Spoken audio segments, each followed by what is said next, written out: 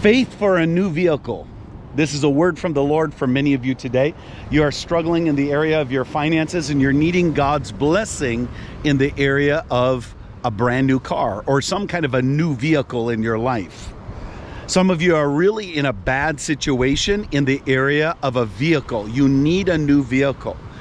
But this is what I want you to do regarding faith. I want you to write down what you're believing God for. I want you to be realistic, though. I want you to write down, listen, this is what I want. I want this kind of car, and I want to see the Lord do a miracle in this area. Because when you put your pen to paper, it's your faith writing it down. In the comments below, write the word faith for a new car.